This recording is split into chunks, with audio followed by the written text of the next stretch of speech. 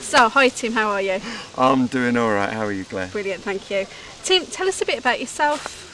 Oh my goodness, well, there's quite a lot to tell because I was born in 1954. Do you realise that's 3 years before there was a Sputnik in the sky? Really? Any sort of satellite. It makes me feel very old sometimes when I think of that.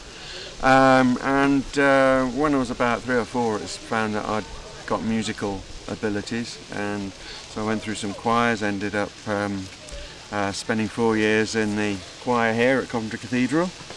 Got into songwriting at school, got into playing my first band in the 70s and so on.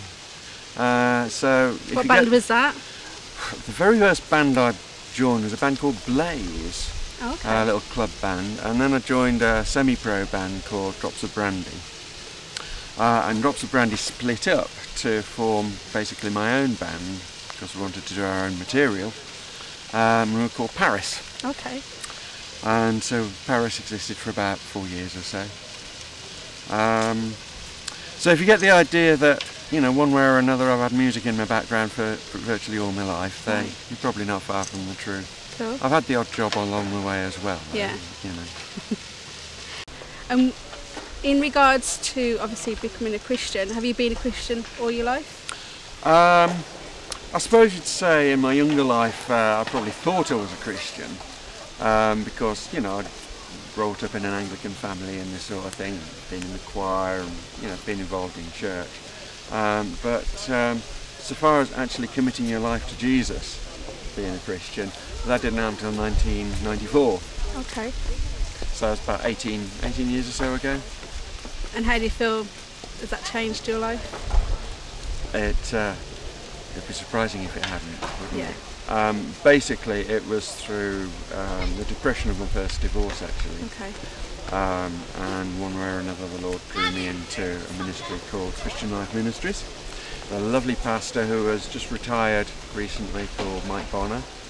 And that was just a whole different experience of what faith and God and Christ and everything was about. And yeah, my life has definitely been different since then. Not easy, not always brilliant and having all my prayers answered and everything, Yeah. but definitely changed. Brilliant. Great. Now, coming back to what's your part of being in CovWest Productions? Tell us a bit what you're about in there. Well, basically, I'm my main role is as music producer. The main director, Mark Russell, approached me a couple of years ago to do a little bit of recording, and when he got the vision for CovWest, he approached me to see if I would produce an album that he got in mind. Little did I know at the time how much would be involved, but it's been an amazing process, and I can report that it's now nearly complete.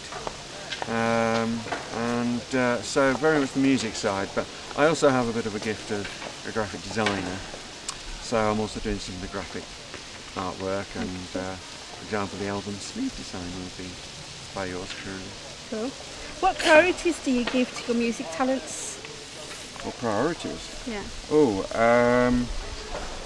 First of all, really I see myself as a songwriter and something of an arranger producer. Vocals are not a great skill of mine, although I do get by sometimes, and there are even a few people around who like my voice. Yeah, and of course when I'm actually involved in playing music ministry, you know, praise and worship ministry, and which I lead sometimes, and so you know that is in there too.